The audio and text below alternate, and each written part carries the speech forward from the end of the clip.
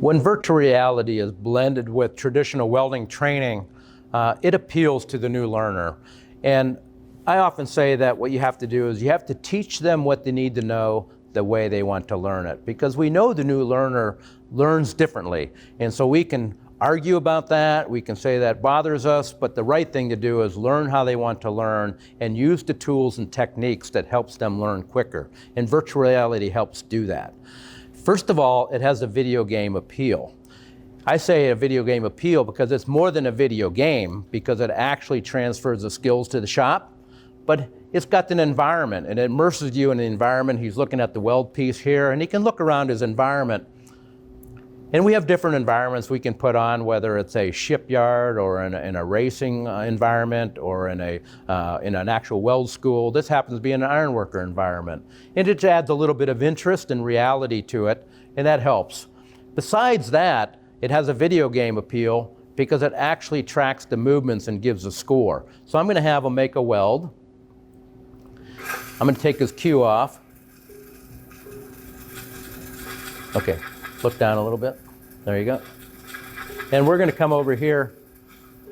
Again, I can watch his weld being made, but I can also come over to this screen here. Now go ahead and aim too low on the piece on purpose. Keep aiming a little too low. Now go ahead and come back up into position and finish your weld out there. And I had him purposely aim too low out of the joint so we can take and analyze that. Now he comes to the end of his weld, and all we have to do is hit end pass. When I hit end pass, I get a numeric score. He's got an 89.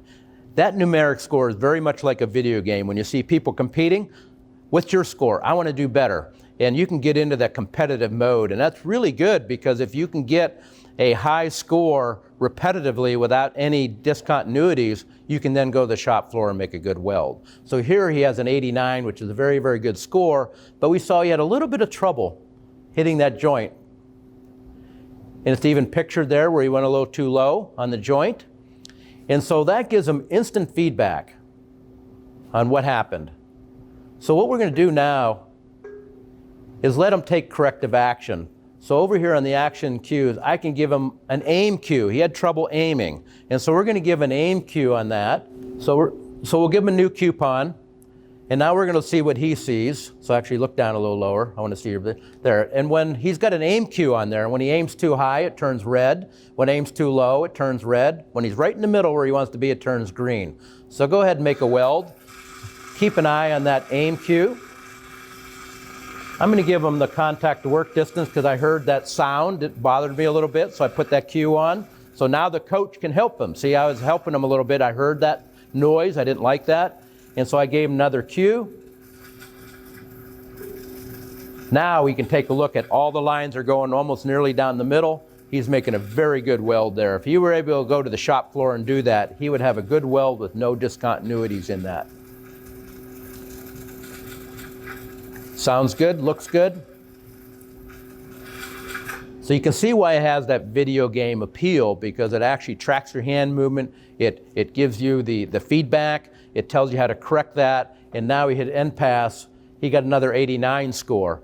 So if he had his contact to work distance closer, right from the beginning, he would have been into the 90s, which is a very, very good weld. So there you have the instant feedback and corrective action.